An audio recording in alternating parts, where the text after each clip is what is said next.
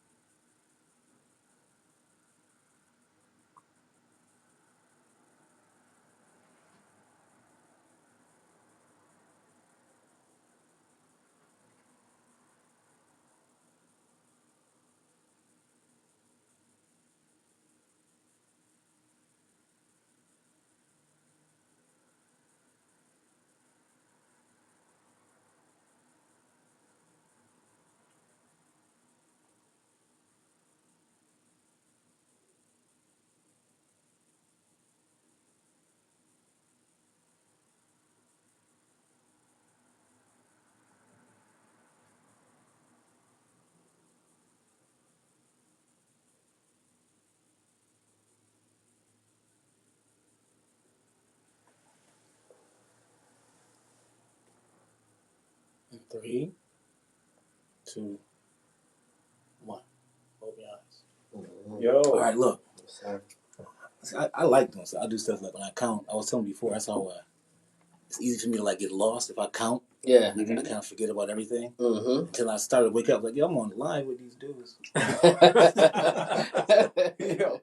Yo, that was, when's the last time somebody could have tuned in to 4 black men meditating for a minute we were actually in total silence, so you didn't even. You were doing the counting in your mind. I was waiting for you to start counting. But you were like, I never got to counting. I was just sitting there and quiet. See, I might have peeked my eye out a couple of times. You got to count. I didn't know that. Counting. Hey, well, I think I felt peaceful though. Yes. How did you guys feel? How did that minute feel for you? You said when the last time, I was privileged to see on the last couple of lives when Matt came in and just killed it. Right. So it was a beautiful thing to be able to see y'all meditate, man. Yeah. Powerful. It's always good. What about you, nigga? What did that minute do for you? Did it give you a little something? Yeah, it's grounding. Grounding, yes. It's always good to get grounded. So, this is our last episode of 2023. I'm always excited for a new year. I feel like there's a lot that is possible for next year. And one of the things that popped in my mind was the question: what does success look like for 2024?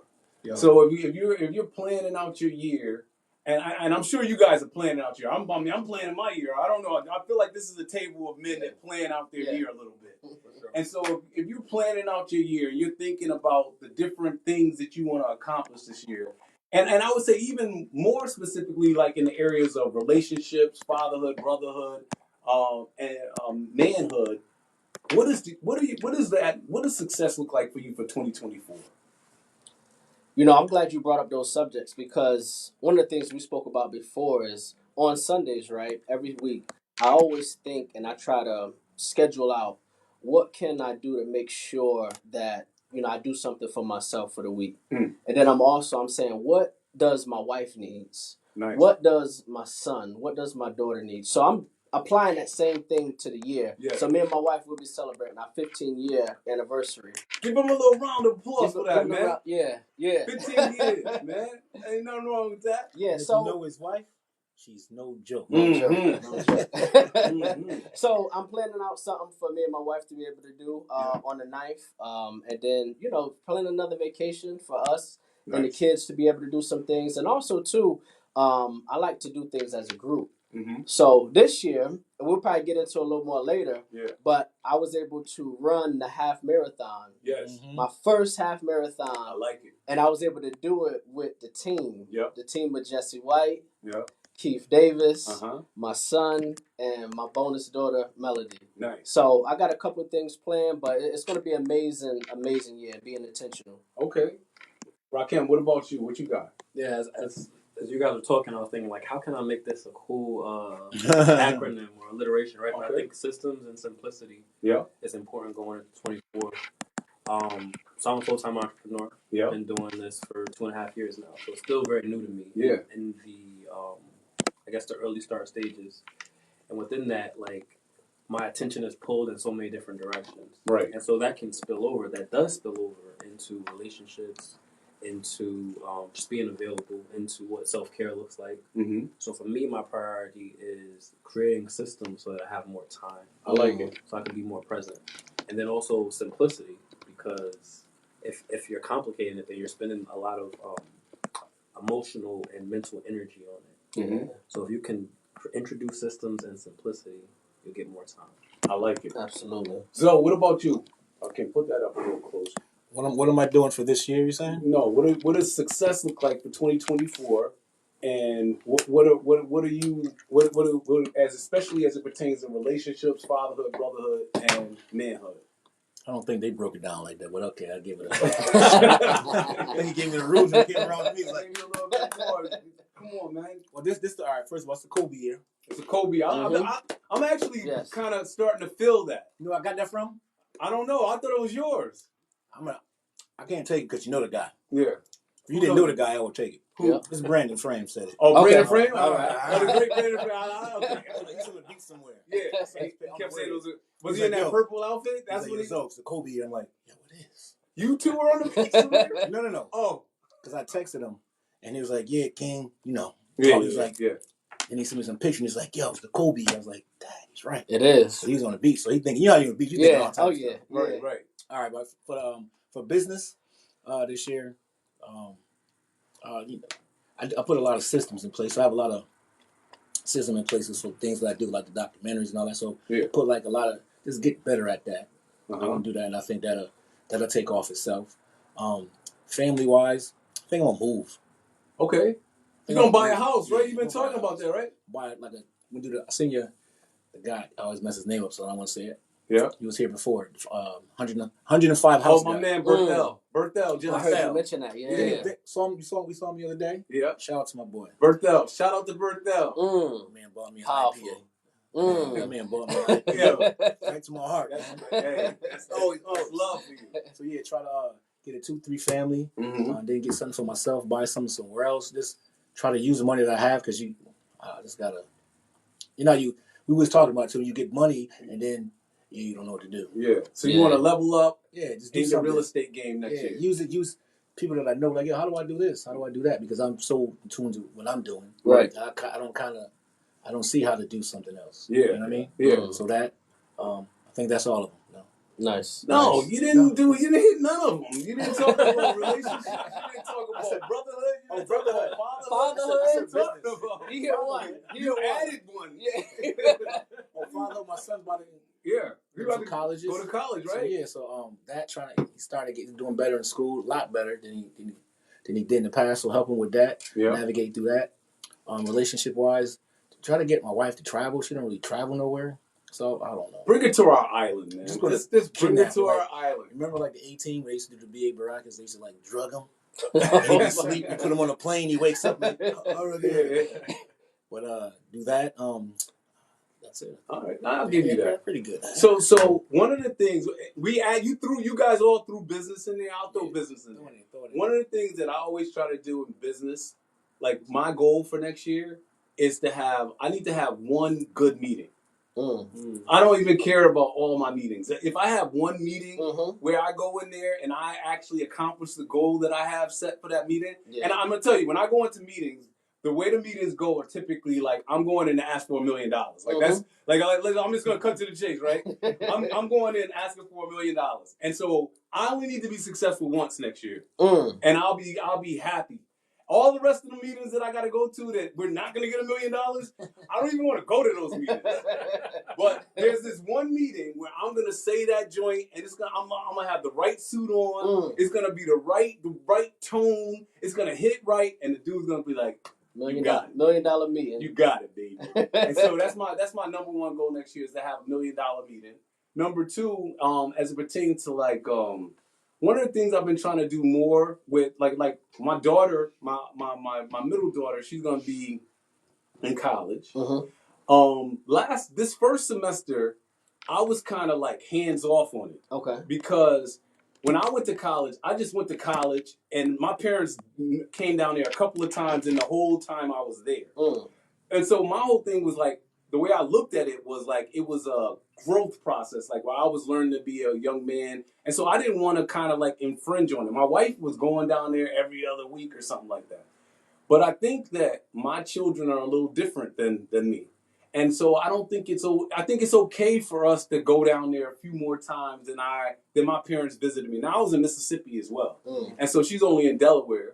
And so one of the things that with all of my children, I just want to stay connected to them. Yes. So like a couple weeks ago, I went out to Atlanta to go see my oldest daughter. She got her master's degree in education.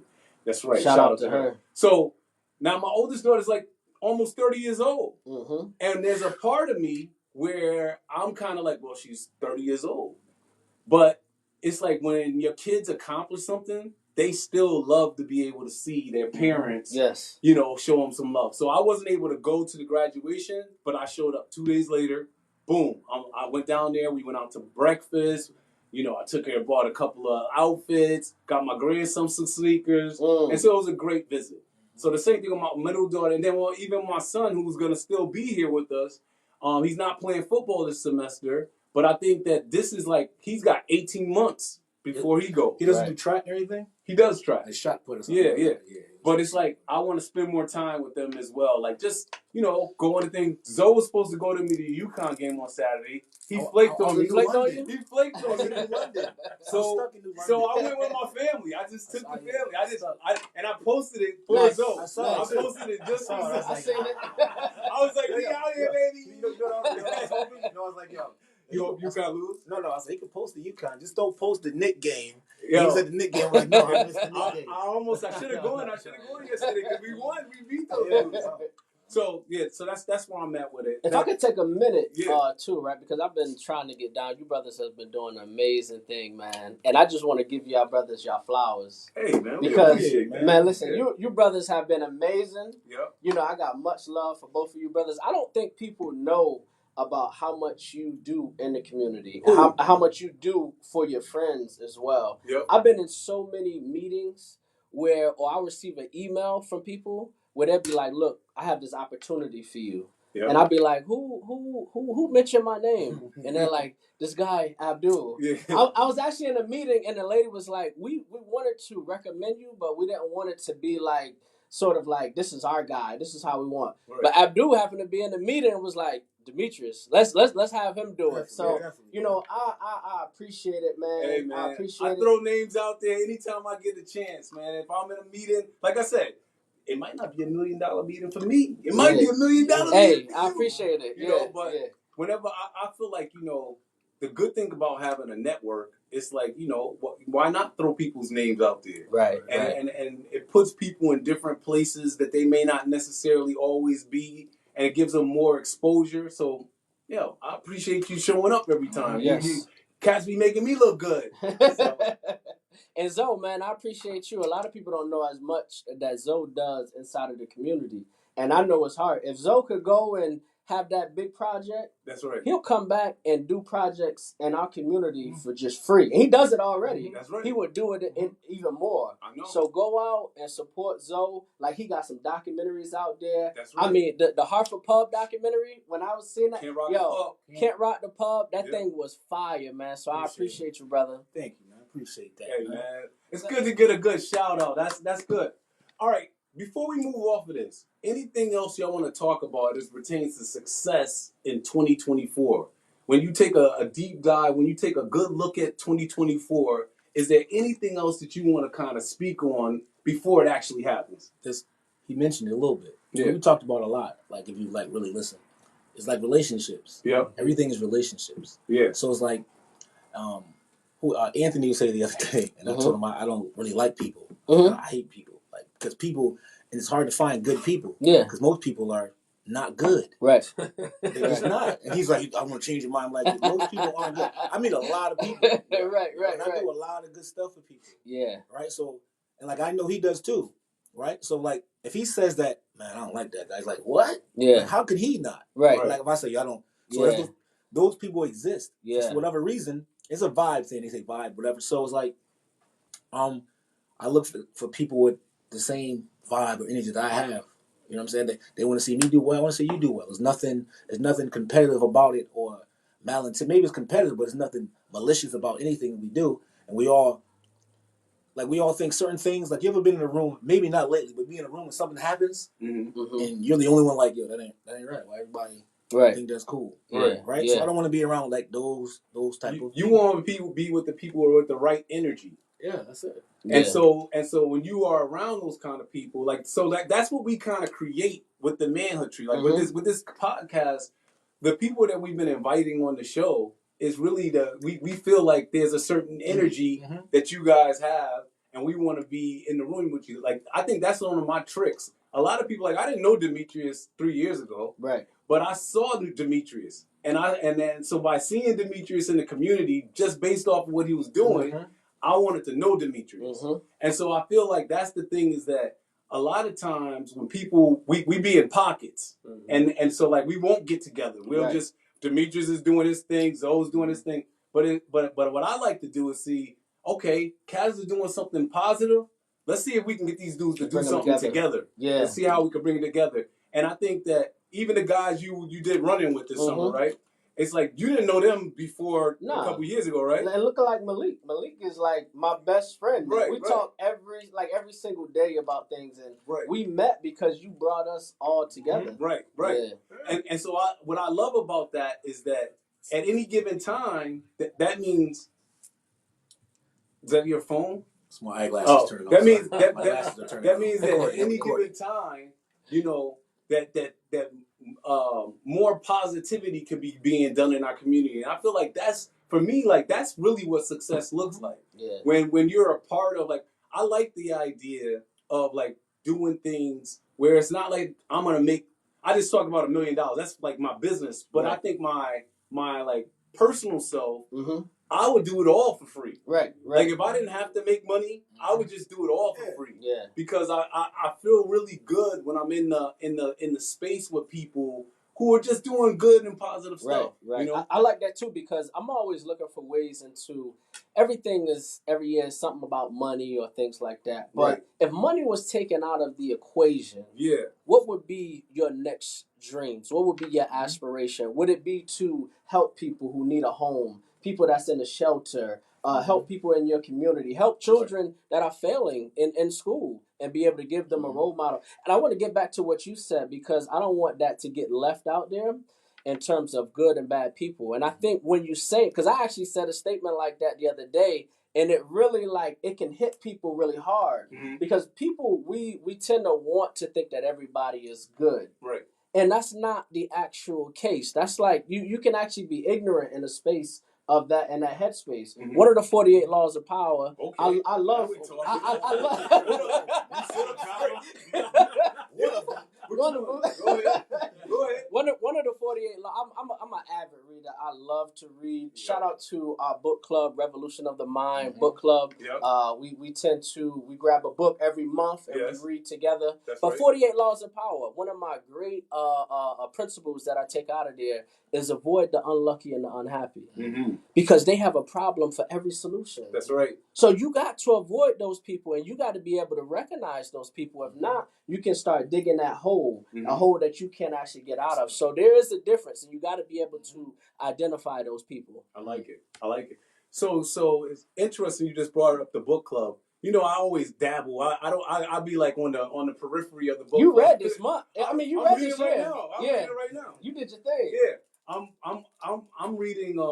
So yeah, I've made a bigger commitment. I don't necessarily read the books you guys read, right? But I've been reading like basically consistently. I bet you I know books he reads. Who? All financial books. All financial. I do more writing than I do reading. I'm reading Goggins right now. David Goggins, his book. I read that one. You Can't Stop Me. Yeah. Yeah, that's what I'm reading that. Could you stop him? Nah, nobody's messing with Goggins. Don't mess with Goggins. Man. I'm only on chapter 3, but that dude, I watch his videos and stuff like that. And so I made a commitment this year. I'm gonna read a bunch of I like personal stories, and so I'm gonna read a bunch of. I went to the bookstore actually looking for a book on. I wanted to read a book on the Moors. Specifically, you got a book on the Moors? Oh yeah, this guy got it. Stuff that you can't get, like yo, yeah, I need that. I need mine because they marvelous. I need my stuff back. Right now, we're there's all type of wars and stuff happening. And there's different occupations that are happening right now, and it made me think okay, so this is how we're able to see stuff live right now. How people were doing it, right? And so we know that the Moors conquered Spain for 800 years, and so it made me think well, how did they conquer Spain, and what was the way they operated while they were conquering? Were they killing Spanish people? Were they trying to take over their culture? Were they, what you know that history? They brought a lot of healing. I know. They cleaned it up. Right. The thing is, the same thing they did is what we're talking about. Yeah. They just wanted good people. And they'll just share. I'm just going to share to you. There's no money. Yeah. Right. I'm just going to share. There's a lot of sickness. Right. So then everything going on there. Nah, I don't wash I your went off of myself. They taught. They civilized them. Right. Right. They civilized them. So, but they didn't want anything in return. Just be civilized. This guy, man, it's crazy. Any video, man. This dude Alonzo, when it talks about Black culture and history, this dude got some deep. He knows some stuff, man. Yeah, he knows some stuff. You do know that every day when Alonzo sends you a text, he always says good morning. Yeah. I know that. I know. I know. I picked up on that the first day. I purposely say good morning the regular way back to him. Yeah. just I know he knows stuff. I know he knows stuff. Yeah, that's all I need. That's it. I'm just being oppositional, good morning. Right. So I wanted to read about the Moors. The bookstore didn't have anything. Of course not. And so I got the David Goggins book, but I feel like you got to go online sometime and get the other knowledge. I have a question. It's not even on the list, but I was thinking the other day. I'm boycott. I know y'all want to go see Color Purple. I know y'all love Color Purple, right? My wife. Right, listen. Is she still here? So I was saying to someone, I was like, all right, man. I heard the story. I know it was hard. I know. When I was young, I didn't know the possibilities I could have as a black person. I just didn't know when I was younger. But now you know all types of things. Right. So why aren't they making movies that? Why don't they make Mansa Musa's never been made? Someone make that movie. Yes. Make it Hannibal. Right. Yeah. Make the real thing. Yeah. Why don't people? Why then? I just don't understand. They cannot make a movie that celebrates the richest man ever to live. And him not being white. Let's just cut to the chase, man. But we know already, though. It's going to get made. We know. It's going to get made. It's going to get made. It has to. It's going to get made. And Johnny Depp will be the. Hopefully the people will not allow that to happen. Yeah. Johnny Depp. Start Johnny Depp. All right, so topic number 2. And then some of us... Wait, before you jump over books, I wanted to ask you, do you like to read books or do you like to listen to them? No, I like to actually... Yeah, I like to read. Now, this is the thing. I would say both. There's this app that I have called Blinkist. And on the Blinkist app, it basically will take a book and it'll break it down within like 30 minutes, 15 minutes. You could get all the key points of the book. And so every promo too, man. I'm sorry. But every day, like that's how I start my day. So it'll be like, any type. They have all these motivational books, like all the like top books, and I'll just listen to the quick, the quick notes of the book. But when I'm reading, I actually like to I like the challenge of reading. Like I like to hold a book in my hand and just sit there and go through it and say, okay, I know within in a month or so, I'm gonna be done with this book, and I like the accomplishment of it. Yeah. What about you, Demetrius? I do both. I like both. I listen, and I also have a physical book as well. I do that every month. I pick one book I'm gonna listen on audio and one physical book. So whether I'm in any space, in the car, I can listen to the audio. If I'm sitting down at a black coffee shop, I can sit down and actually have a physical book. So right now, I'm actually, because we're going to be reading in Black Men Read Book Club, we're going to be reading a book on Black men mental health. Nice. It's with Angela Bassett's husband. Okay. And it talks about the trauma and of his father committing suicide. Wow. And them not knowing the trauma and the things that his father was going through. So it's a very impactful book. And just finished up 50 Cent book, Hustle Harder, Hustle Smarter. So that was a pretty dope book as well. So I do both. What's his name? Angela Bassett's husband? Yep. I filmed the sermon at the great get out of here. The oldest church in Harlem. It's Abyssinian. Nice. That's before Mr. Butts. He was sick at the time. Dr. Butts was there. Yep. He was sick at the time. But dope. He was there. He did the video out there. For him, everything was crazy. Nice. It was crazy. Nice church though. So you actually read 2 books a month? 2 books a month. Yeah. Wow. Yeah. How do you do that? Do you one first or you? No, he reads one and listens to one. Yeah. 2 separate books though. Yeah. Two different books. So would you go through one every 2 weeks? How do you do it? No, it's simultaneously. So if I'm riding to work, I'm listening to the audio book. Yeah.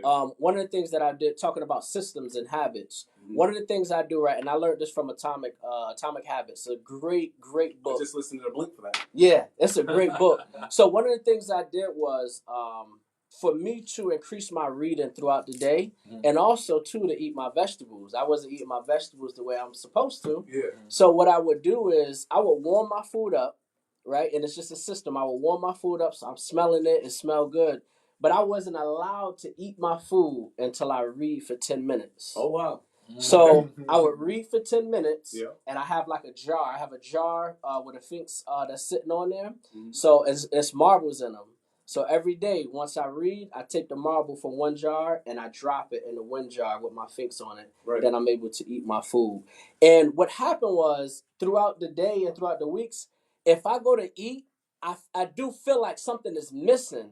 Like I need to read or whatever like that. And it's the habits that's actually forming. So that's something I've been doing for a while. One of the things about Demetrius, if you guys don't know, he's one of the most disciplined people you know. Like he does everything kind of like, if he's gonna run, he's gonna run. He's gonna go get a massage, he's gonna go get a massage. It's like set up. Yes. Talk about why you set your life up like that. Not like I'll be honest. I'm more free spirited. Right. I might be going to go run. Yeah. I might talk to you about running, but I'm not definitely running. But if you tell somebody something, they can guarantee 100% that that's going to happen. Why is that so important for you? Well, because I know that discipline equals freedom. Discipline equals freedom every single day, and I know that, and I believe it because I've been able to see it through the works of life. So as I said, we ran this half marathon, and I knew, like when I first started in like May, June, I never been like a true runner like that or whatever, but I went and I tried to run a mile, and I couldn't finish a half a mile. But I knew that my discipline, I had a program that I had to set. I knew that I would show up every single day. And throughout that step, right, It all goes into showing up for that process and being able to complete it. Right. And this also transfers into you gotta be disciplined and show up for your marriage. No matter what the emotions are, no matter how you feeling, you sore, you going through whatever, you got to show up for your marriage. Right. You got to show up and you got to be present for your kids as well. So all of these things kind of intertwine with each other. So everything that I do, like you said, I just try to quickly implement it and put it in the system because so I can take the information from the book, put it in the system. Some of the stuff that I do, I don't remember what book it came from because I'm just taking it. It sounds good, so I said, let me put it in my life. Let me go ahead and implement that into my system and keep it going. But discipline equals freedom. Yeah, I like that. All right, so speaking, did I ever get to the 156-day challenge? No. Okay. The 156-day challenge. I'm putting this up on everybody in the room, everybody listening. This is the challenge. Next year, what I want everybody to do that signs up for the challenge is just work out 156 days next year for at least 30 minutes. For at least 30 minutes. How long do you work out for, Zoe? 45, 60 minutes. 45 to an hour. Same. 30 minutes. Forget about that 45 minutes, yo. Forget about the 45-minute crew. Listen. And this is the thing. So 156-day challenge, that means that on average, you will work out 3 days a week. The good thing about this challenge, though, what I'm saying is you don't have to work out 3 days a week. All you got to do is get your 156 days in. So if it comes down to December 2024, and you only got 130 days in, you got to work out every day in December. I always think you should work out every day for 30 minutes anyway. It's not that easy. It is. Just like you said, it's not. You know what? Because if you do it, he just told you a system. Yeah. If you go all the time, trust, you will not. You would want to. Your body, you would feel uncomfortable when you don't go. You will. And I told how do I get to that? Well, you got to go, and not things like a chore. And you go and you. Are you signing up for the 156-day challenge? Sure, let's do it. We go 150. I'm in it. You're in it. Let's go. Okay. Now talking about systems, right? Yes. How are we gonna know that we did it? How are we gonna hold people accountable? Okay. Watch every day. Accountability. I don't want you to send me any messages. I'm gonna watch. I'm gonna post it. I'm gonna post. Listen, my calendar. So I'll just comment under that. Yes. I'm gonna post my comment. After that, send the text. January 1st. Listen. Did he do it? January. I get them all up. January 1st. I'm gonna go ahead and bang out January 1st, right? I'm gonna get that one. I'm down 155 days now. Right. And so my whole thing is, I could see myself doing 156 days. I don't know if I can do 3 days a week. I don't know. I don't know if I can do your. What's the significance of 156? Like why? No, it averages out. It's 3 times 52.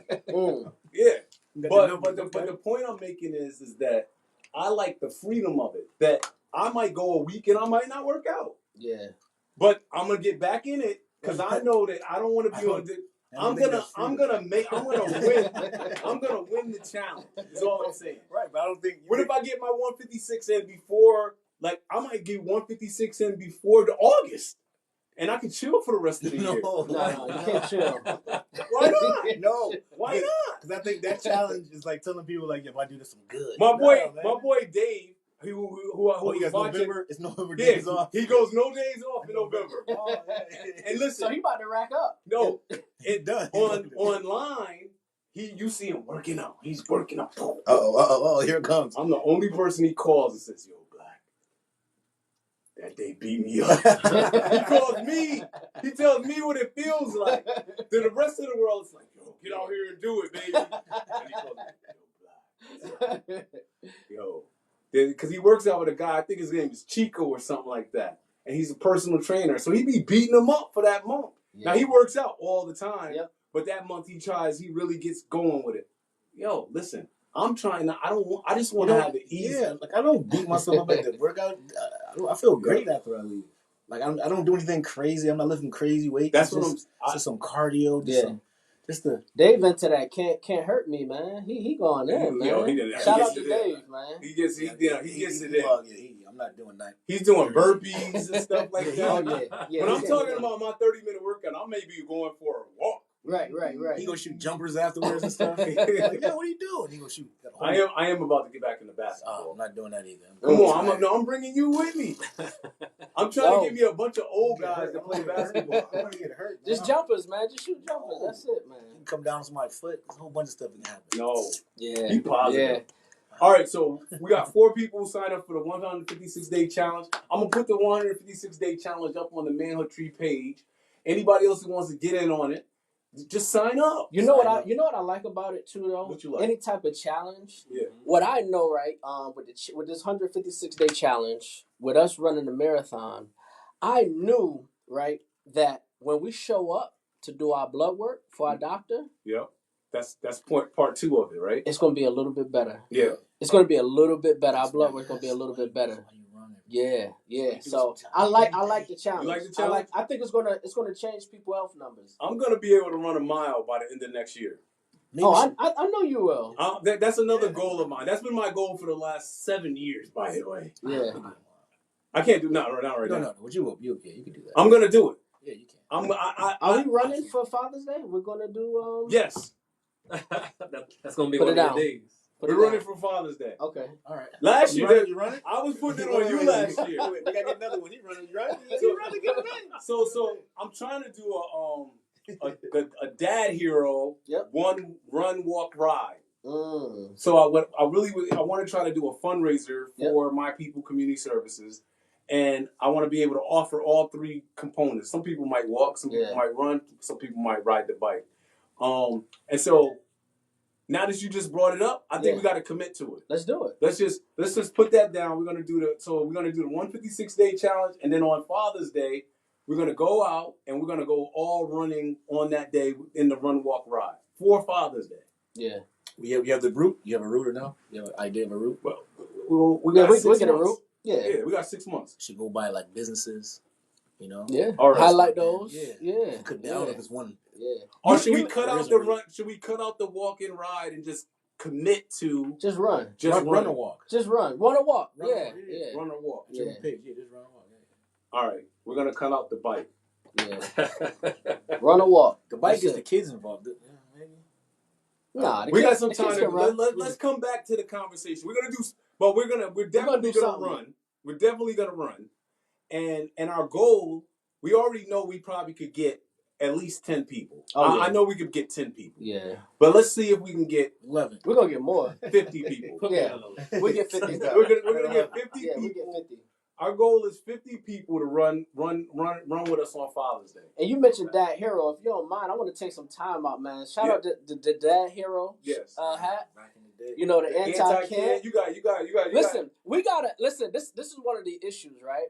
When I see celebrities come to our state and come to our town, and we tend to lay out the red carpet for them. You got friends, you got people that's in your Rolodex that is just as powerful, if not even more. That's right. And we need to celebrate those. We need to actually, circulate our dollars amongst our people. These are great people, and we're doing it in a smaller market too, as well. That's another thing. But we need to celebrate. I got my indie video. You got an indie video on that too. Oh yeah. Yeah. I got it all over the place. So Demetrius, this is a good point you make. Check out the black on shoes. No, I got on Adidas outfit today because I just got it's just by chance, okay. But what I've been doing is committing to only wearing my stuff too. Yes. Like all summer, you saw me with my Never Stop Dreaming short sets because I was like, yo, why am I going out and buying more Adidas stuff? Yeah. That don't help nobody. Right. And so I just be like, I got my heat press back because my boy Ken had my heat press. I took my heat press back. Yes. I ordered my stuff, bang it out. And so I got probably like 10 different Never Stop Dreaming sweatsuits. Yeah, I need mine. I need mine. I was supposed to bring it today. But I agree with that we got to support more Like, it's better to support somebody you know. Yeah. Somebody that you could say, like, this is their stuff. The anti-can, I've been seeing it. I see it everywhere. Yeah. That gets a lot of promotion. Absolutely. You know what I'm saying? The fact that we know where it came from. Yes. We know what it represents. I think I'm with you 100% on that. So the fact you got the dad hero, you got the anti-can, you got the any video, that's really what we should be doing. So talking about finances, why is something like that? Why does that make a difference in our overall community when you support the businesses that you or the people that you actually interact with? Yeah, I think was it Zoe made the point earlier talking about community? It reinforces community bonds. Yeah. So that's like a non-monetary benefit, but within that, Demetrius, you mentioned circulating the dollar among that group, among that community. So, if we're taking our money outside of the community, then we can't build. That's right. So I think, definitely it's important. Yeah, I feel like I've been doing a lot of thinking over the last couple of weeks about what could we build? Like what could we like who could we build up? And so this doesn't even have to deal with me. Like, what is it that we could build as a people that would benefit our community? Like, even if we talk about 2024, what is something that we could do next year that would say, like, when we're done with the year, we look back at the year and said, dang, we really made an impact in 2024 because we did this thing. I think you already kind of spoke about it, honestly, in terms of the challenge, in terms of the couple of things that we are, the people that are going to do that, and you starting this initiative, people are going to show up and be able to end the year better than what they came in with. Right. So I think already you laying the platform and laying the foundation just for the health factor. Yeah. And shout out, I got my man Book too over here. He got a powerful book out there. I think I have your book too. And what I love, I would love for you to talk about it because I feel like he brings a different type of way of talking about finances. Okay. A different way he talks about of dealing with credit cards and debt and things like that. It's a powerful way. Yeah. So I did an event. That's why I saw him again. Yeah. Talk to us about it, Rahkim. I saw he's talking about the type of spenders people are too. Yeah. Let's hear it. So I mean, this is when 2020. At the beginning of the year, this is when people were thinking about that stuff the most. So hit us off. So I got a bunch of thoughts. The first thought is, Demetrius, you mentioned the benefit. I think if you can measure it, then you can track it, right? Or if you can track it, you can measure it, right? So if we're talking about the impact of running on the blood work results, like that's a measurable outcome. Yes. And so a lot of times we get to talking about initiatives that feel good to us, but there's no way to track it, so we don't know that it's happening. Right. Or we know that it's happening, but we don't know what is the impact of doing that work.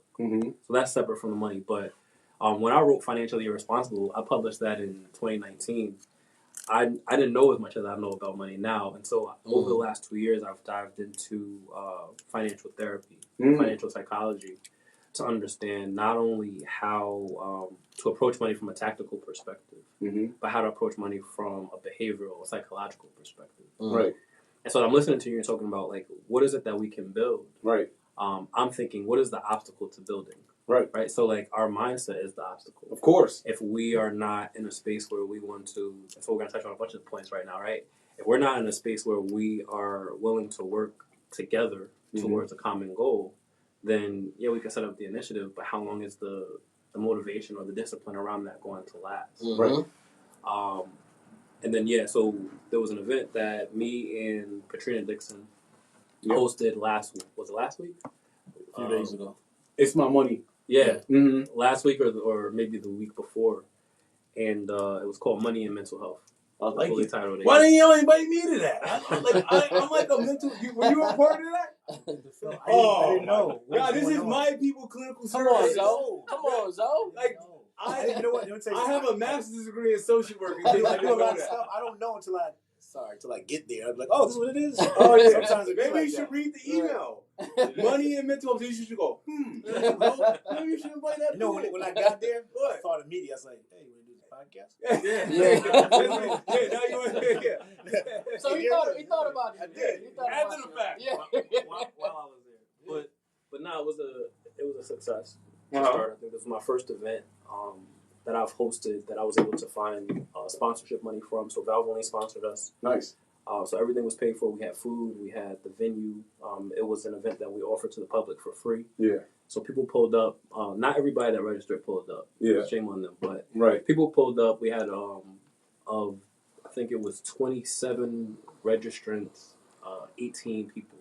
That's good. I counted coming in yet. And then I did a survey at the end, and 11 people completed the survey. So we had a pretty good engagement rate. Yeah. And what I loved about the dynamic between Katrina and I is that she focuses a lot on the tactical side of money. So she'll talk about budgeting, she'll talk about saving, the importance of investing, all those things. But we were going back and forth on the stage around the approaches to money. Mm-hmm. So I'm saying, yes, financial literacy is important, but understanding financial trauma is equally important. Right. So she was involved over the last 4 years in fighting for Connecticut to pass a bill that requires financial literacy in high school. Good. So that was passed this year. Mm-hmm. Awesome. Yes, sir. But then I talked about how I'm a cynic around that, where I think it's important that children are introduced to financial concepts and financial literacy. But if these kids are going to school and they're hungry or they're homeless, then a lot of these lessons are probably not going to land because we're not addressing their survival state. Right. And so I break down what's happening from a psychological or neurological perspective when you're operating out of survival. Mm-hmm. Your prefrontal cortex, which is responsible for decision making, is not functioning the way that it should be functioning. Right. So you're operating from a place of, I need to find safety. Well, Maslow's hierarchy of needs, right? Exactly. You can't be thinking about up here when you got to get food, safety, right. homeostasis, just the basics of life, right? So, yeah. See, then if you'd invited me, I could have said that. He's breaking it down, man. Look, he's breaking it down, man. He wanted to be on stage. Way better right here. I didn't know I had a suit for that. No, but continue. So we had a little bit of dialogue around that because it's like, well, do we throw out the baby with the bathwater and just not offer it at all? Right. Or do we offer this as kind of like a base offering and then build on that and start addressing where are those gaps in terms of how people feel safe or interpret safety in that moment from childhood through teenage years through adulthood. Mm-hmm. And then also talking about how trauma impacts the relationships that we have in money. Right. So you're talking about the money scripts I talked about. Yeah. So I talked about 4 money scripts that are showing up in financial therapy. And it's money avoidance, money worship, money status, and money vigilance. Mm-hmm. So one of the people in the audience talked about how they had an experience and they were able to go into the number of years, months, days, almost hours that this experience occurred where they were evicted from their apartment or something like that. Right. And so Katrina was like, why does he know these numbers? And the answer was financial trauma, right? Yeah. So we talked about, okay, trauma can cause you to unbalance. Mm-hmm. And in your efforts to rebalance, you might go to the complete opposite end of the spectrum. Mm-hmm. And so we talked about vigilance, where the idea is that I'm going to do everything the right way. I'm going to budget, I'm going to save, I'm going to invest, I'm going to save 50% or more of my income. You're doing all the right things on paper. Right. But because it's coming from a place of vigilance, you're not allowing yourself the opportunity to enjoy your money. Right. And so because you had that negative experience, now you're going, I'm doing all the right things, but I'm doing it to the extreme. Mm-hmm. It's like ODing on vitamin C. Right, right. So that's the idea around vigilance. It's you're exhibiting what would be considered good money behaviors, but to an extreme degree. Mm-hmm. Whereas money avoidance is the opposite. Money avoidance, people who are experiencing money avoidance tend to try to get rid of money as quickly as they can, right? Because having money makes them uncomfortable. Right. Or we talked about when you start getting money, you don't know what to do with it. So you start finding things to do with it, right? Yeah. Giving it away, donating it, spending it excessively. Mm-hmm. And so a lot of times people who don't come from money will experience this money avoidance. Or they might subscribe to the belief that money is the root of all evil. Mm-hmm. Or people who have money did something bad in order to get that money. Right. Then there's money worship and money status. So money worship is, if I only had X number of dollars more, everything would be all right. Yeah. And so the prioritization is placed on getting more money or finding opportunities to make more money. Mm-hmm. Whereas money status is more external than internal. So you are making purchases or exhibiting behaviors around money because you want other people to recognize you. Mm-hmm. So what kind of watch am I wearing? What kind of clothes do I wear? What kind of car do I have? And so what I had shared with the audience was that being, more of one than the other it's not necessarily a bad thing. So right, so I did an assessment and I fell into the money worship category. Mm-hmm. But growing up, I probably would have fallen into money avoidance. So there's evolution there and saying, okay, well now I'm not operating in this place of scarcity. Right. But as an entrepreneur, to me, it's important to have this money, right? So I'm saying if only I had this much money, I would be able to do this. We talked about doing the work that we do for free. Right. I'll be able to do more of this work for free. It's not a bad thing. Yeah. But it's understanding that's what my relationship with money looks like today. Yeah. You know, it's funny. I think that's mine. Yeah. I wish we would have had a PowerPoint for that. That would have been a great thing to see. I'm sure you have that. But one of the things I think a lot about, you know, right now you hear about somebody who is a billionaire every day. Yeah. And I think that sometimes when I think about, I don't know what this is, but I always have to tell myself that I don't need $1 billion to live my life. Right. I don't even need millions of dollars to live my life. It would be nice to be able to have millions of dollars because I recognize that all the people who are millionaires and billionaires, a good, not all of them, but a good amount of them, it was passed on from generations before. And so one of the things about African Americans is that we don't typically have that generational wealth. Yep. And so it's like when you have generational wealth, you think about money differently because, like you just said, those different categories, when you don't have generational wealth, you're either trying to make it seem like you have it, or you are, like you said, spending it like it's like a show. Yeah. But when you're like truly rich, you know that I'm trying to actually have money, not just for me. I'm not stacking all this money for me. I'm actually doing it for 2 generations later, so that my family is able to continue to live this lifestyle at this level.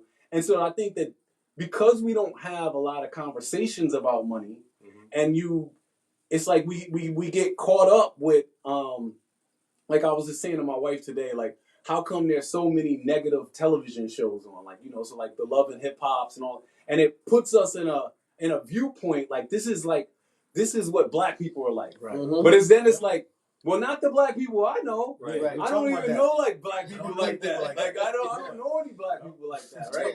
And so it's like, but I think that with money, and it's an area where we're also kind of coy, right? So we don't talk about money openly with each other and say like, yo, well, what I'm doing with my money is like I'm investing in real estate, like a big secret, or I'm just saving my money for this opportunity that may come down the road.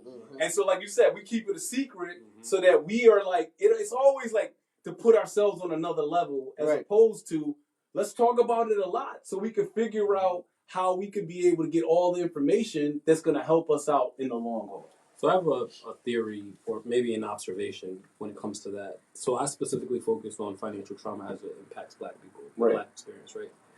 And a lot of my colleagues in financial therapy space who talk about financial therapy talk about it from a purely clinical perspective, right? So they're talking about like what I talk about, what's happening inside of your brain. Yeah. But I find that when you introduce race and culture into the conversation, that it allows people to recognize how multifaceted our relationships with money really are. And so when I think about, like what you just said, how Black people generally don't talk about money, or there's like a coyness when it comes to those conversations, I think of the relationship that we have with capitalism, right? So capitalism is a bad thing, generally in the Black community. Right? So when we start talking about capitalism, it's like, you're doing something wrong, right? Oh, you're a landlord, you're taking advantage of somebody else. You're a slumlord, right? It's just negative associations. Yeah. And in addition to that, I think that there is the elitism that exists through capitalism, right? So like you talked about, there might be people who are doing very well. I went to an event last month in Atlanta. I have a mentor. He founded this organization called Melanin Money. And so the Melanin Money Awards, so the first the inaugural event. And so I'm standing in this room and never been in a space that has so many Black millionaires at one time. I'm taking all of this in, like, man, like, there's a lot of Black millionaires in this room. But, and Atlanta is Atlanta, right? We know about Atlanta and the Black excellence that exists out there. But there is kind of attitudes around elitism that exists within the Black community where you see Black wealth who have generationally had money passed down or who know how to navigate the landscape, but they're kept separate from like the Black poor. Right. And so within that, I've been trying to kind of dissect, well, where is the disconnect in the way that, in the attitudes that we have around money and looking at these two groups, and how communication is had around the role of money in community, around, how do we, even where we lean politically, right? So like generally poor Black people lean Democrat or liberal, whereas more wealthy Black people tend to lean more conservative. And so you might have a conversation with a conservative Black man who's like, yeah, Trump 2020, right? And you're thinking, like, what? Like, you want to support Trump? Like, that's crazy. But they're looking at it through the lens of what is going to benefit me in my financial situation most. I'm supporting Trump. Right. I'm supporting the conservative views around how much the government gets involved with my money. Yeah.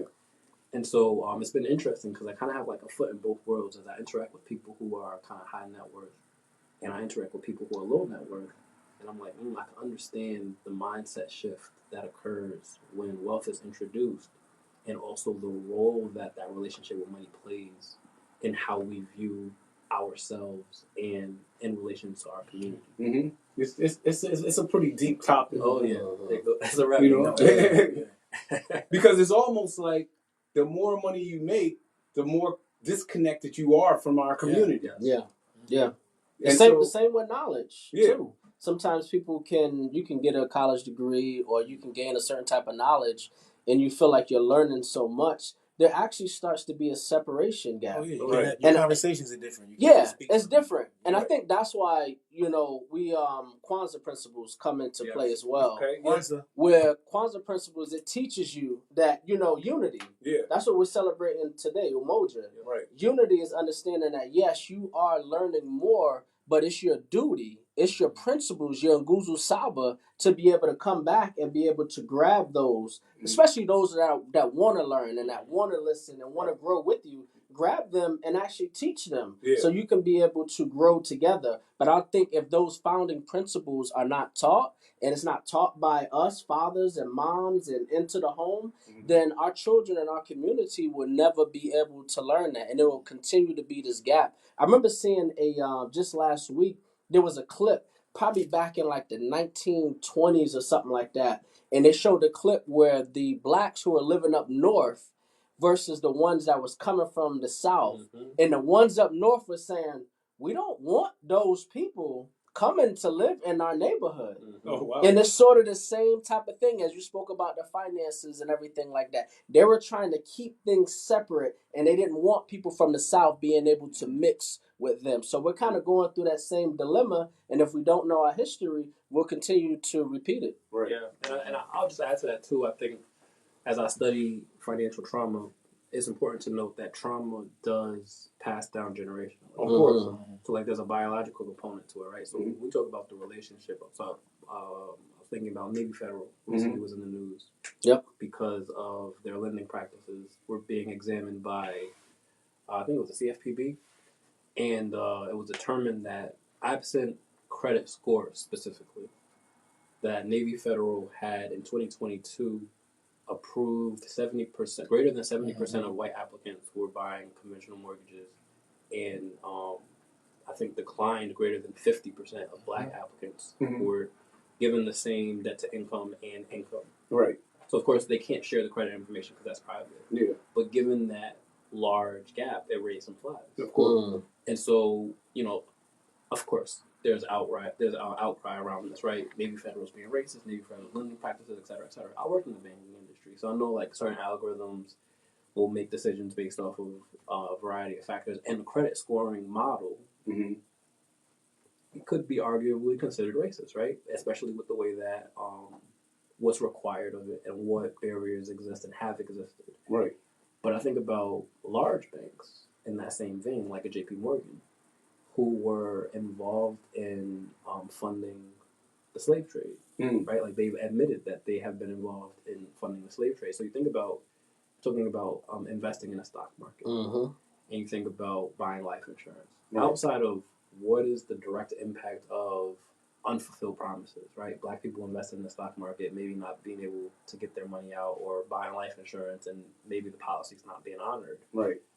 we have to think about how Black people in this country were the original stock certificates, right? That's right. Yeah. And so when we think about the relationship between how currency is circulated within this country and how we engage with currency, having that generational trauma passed down, even if we can't recognize it, there is a recognition of the role of that like energetic currency around money. Yeah. And so I think, yes, the education is important, but also like deprogramming is important, right? Like how do we like undo some of the kind of ingrained hardwired stances that we have around So that's money. My question. If somebody, they're listening right now, and they said, okay, I recognize I have some financial trauma.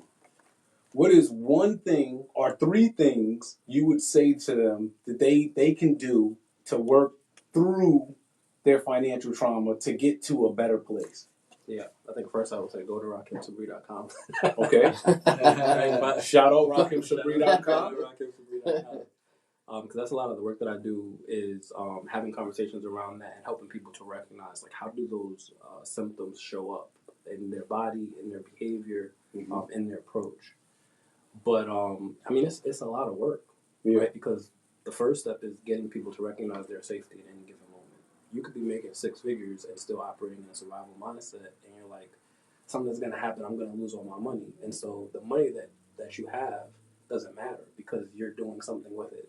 I talked about vigilance earlier. Maybe you're being extremely vigilant. Or maybe you're being avoidant, right? So you're spending all of your money on like prepping, right?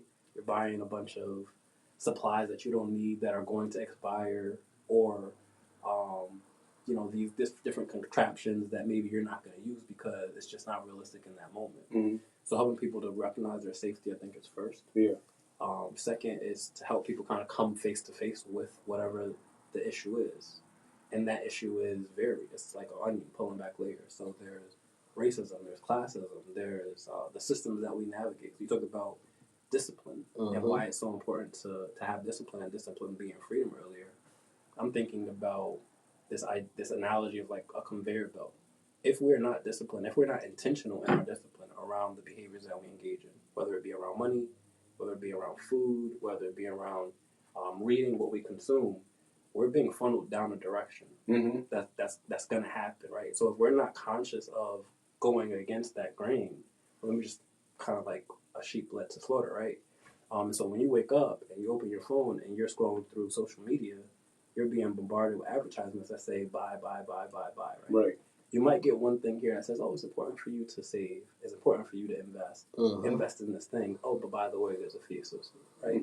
So the good that you're being encouraged to do maybe comes with a price. And everything comes with a price. I'm not saying that that's a bad thing, but I'm saying that if people just wake up and they don't decide to take intentional actions around their money, around their mind, really, like what they're consuming, what they're eating, how they're exercising or not exercising, they're going to be funneled down this path that just makes them lazy, lethargic, unproductive, right? But spending money because everybody got to get up and go to work, right? Spending money, so they're keeping they're keeping the system active by just existing. Yeah. Like the idea behind the Matrix. We actually become batteries to the system by just doing what we were programmed to do. Right. So I would help people kind of face, okay, this is where you're at. Where do you want to be? What is the realization that you want to have around controlling your money? So you said something earlier. I don't need to be a billionaire. Right. I don't even need to be a multi-millionaire. Right. A lot of people can't conceptualize how much money $1 million is. Right. Or they don't conceptualize. Like, they don't break it down. It's a lot of money. So they're like, okay, I just want to be a millionaire. Yeah. But then when you factor in, like, all of the different expenses that you have and the responsibilities that you have to other people, maybe it's your wife, maybe it's your kids, $1 million could go by very fast. Uncle Sam. $1 million IRS does go by very fast. Right. After taxes or before taxes? Yeah. After taxes. Or even if you just grab a kid off the street and it's like, what is your financial goals? I want to be a millionaire. Right. What does that look like? You want to have $1 million in the bank? Right. You want to have $1 million in assets.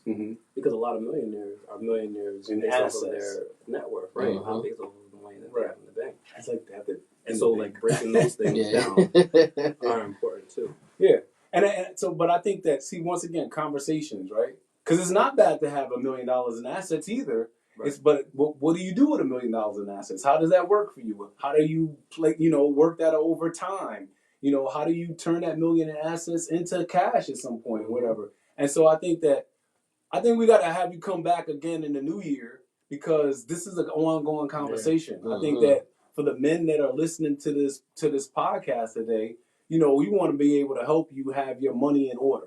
And have your money mind in order as well. I think that's a huge piece of it. So we'll come back to that. Definitely. All right. So we got a couple more topics, and we got to get out of here because we 105 right now. I know. Yeah. So all right. So this is a quick topic, and this is something I want you to think about for a quick second. If you were to write a book about your life, and like I'm reading David Goggins right now, that's why But what would the lesson that you would want to give out for your life story? Always persevere. Always persevere. Always persevere. Tie it into something for me. Well, my fatherhood monologue, it talks about it as far as persevering through fatherhood. A lot of our men in our community, including myself, if you have a child with somebody that you're not married with or not in a relationship with, you have to navigate in the system of, and I had this space where I had to navigate between DCF. I had to navigate in the court system. And there's times where you want to actually give up. Right. And you need a support system, and you got to have that discipline. And, for me to actually have the relationship that I have with my daughter today, it was all through discipline. Right. And when I start to look at many of these successes that I was able to have, I had to go through some very difficult time. I came from incarceration as well. And when I look back at the main ingredient that came from, it came from being disciplined. Having a goal and being disciplined and driving through it. So always persevering, no matter what. Always persevere. Yes. Same thing. That's gonna be your title too? You gonna steal his title? You can't. What's the title of your book? What's the lesson? Perseverance? No. What's the lesson? The lesson. Your lesson. The lesson of my life is never. No. I think honestly that you could. I don't know what the lesson would be, but I think you could be anything you want to be. Okay. I think you could be anything you want to be. Tie it in for me. Why is that important for you? I just think that anything that I wanted to do in life, as long as I didn't stop, I accomplished it. And I don't think I'm any different than anybody else. I just decided that I wanted to do something. I wanted to become something, or learn how to do something, or be good at something. And I just didn't stop. And I think everyone has something in them that makes that they want to stop. The people that come through the other end always tell you how great it was. The journey was like you ain't like it at the time, but now you think about the journey, like the journey. The journey's amazing. Like I love my journey to where I'm at it was great. It was amazing, but at times it was like, what the But the journey. So it's like, and that told me, whatever I want to do, just put one foot in front of the other. Like they say, you can do it. Just continue to do it. That's all. Just don't stop. I would say deconstructing the systems. Deconstructing. Okay, yeah, tie that for me. So tie that in. Yeah. I think personal perseverance is definitely a value of mine. And doing, self-determination, which is day 2 of Kwanzaa, is another value of mine. And so when I think about how have I been able to be successful in arriving to where I've arrived today? Yeah. It is being able to either consciously or subconsciously recognize this is the way that this system that I engage with looks. Do I agree with this? And if I don't agree with it, what can I do about that? Right. So I would be a statistic, right? My parents were statistics. My parents were 17, 18 when I was born. Right. So I wasn't supposed to have the education that I have. I wasn't supposed to be able to go out and buy a house and, all of these things. Right. But defying the odds for me has always been like, okay, this is how they say it's supposed to be, but this is what I want it to look like. Right. So how do I go against the grain and make this thing happen? I think, to summarize, that would be deconstructing the system. So you guys know what mine is. What's yours? I usually, for the people that don't know. No, what I would normally say, right? I would normally say never stop dreaming. But I'm gonna change that today. I think that if I were to give a, if you should read have had my a sound book, effects on that one. He about to change. Yeah. No. This is a good one. This is a good one. No. I would say through adversity comes relief. I think that, my wife always tells me, like right now, you guys, I have kidney failure, right? Like people but my wife says, you make kidney failure look good. Mm-hmm. You do. You just keep moving. And so like if you look at my whole story, like this is my second time having kidney failure. But the way I think about life and kidney failure, it doesn't, like I look at the guys and I always look, when I go to dialysis, I look at all the other patients, right? And they be beat up. They like in wheelchairs. Some of them have no legs. It's there. And I always think about myself. I always put in my mind like, yo, I'm not gonna get like that. I'm gonna try to figure out how not to get that bad with my situation. But I have to recognize, like, there are days where I would like to work out, but I just don't feel. I can't. I don't feel like it. Like I literally don't feel like I could get up and do it. Right?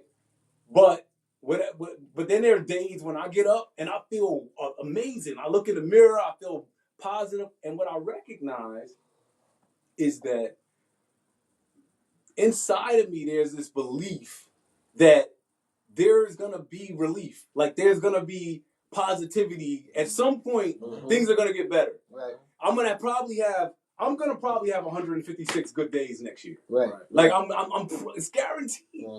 And so I believe that you got to go through the difficult times. Like life wouldn't be life if it was just perfect all the time. Right. Like I think that's one of the biggest things I've been learning about life. When I look at other people's lives, even my life, and I say like, nobody's life is just perfect all the time. Right. And the beauty of it is when you go through the adversity and you get to the relief. So it's like things are hard. And then all of a sudden you get to the other side and it's like, whew. Yeah. And then and the thing about life though is that there's gonna be more adversity. There's gonna be more hard times. It's coming. And the thing is that, but there's something that's happening where you're gonna always get through it. If you could keep that mindset, I feel like your life is always gonna turn out for the positive. I think life actually gets harder when you're not actually expecting it. In terms of like if you expect, like, you know what, within this next month, something's going to happen. Something's going to happen to try to I'm about to do the challenge. Yeah. Something is going to happen to like try to knock you off. Take me out of that 156. Take you out early. Let's take him out early. Right. He's trying to get everybody organized. Let's take him out early. Let's take out the head. Let's take him out early. So there's going to be something that's going to happen. Right. So you know that now. Yeah. So there's going to be a day where it's just like, look, if I want to keep the system kind of going, I got to know that it's going to be a day I ain't going to want to do it. I ain't going to do it. Yeah. And I'm going to have to be like, you know what? I got to get up and I got to just be able to push myself and be able to do it. Because it's coming. And it's all for you. I tell people a lot of times when you're by yourself working out, most of the time, everything you do is for you. Right. Yeah. So most people, people do the selfies in the bathroom, all that, the pictures and stuff. I'm like, at the end of the day, it's for you. Yeah. So if you go to the gym or not, you told me you did. All right, you didn't. Well, but people do things like that. Right.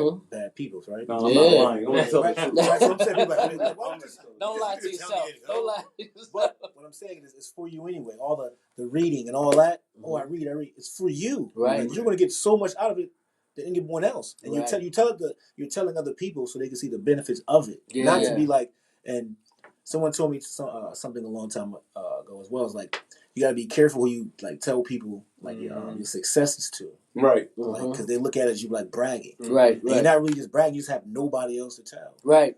Just tell your wife so many times. Yeah. I know she don't even want to hear that no more. So you got to get around the right people though. Right, so you get around people like, hey man, guess what I did? Guess what I did? Like, yo, that's... Yeah. You can't tell somebody else to be like... Right. Yes. Yeah, you got to get away. You got to get away from that. That goes back to what we were talking about earlier, in that like organic separation that occurs. Right. How do you establish the bridge? Yeah. I have a mentor. I asked him the other day. I said, he's a multimillionaire.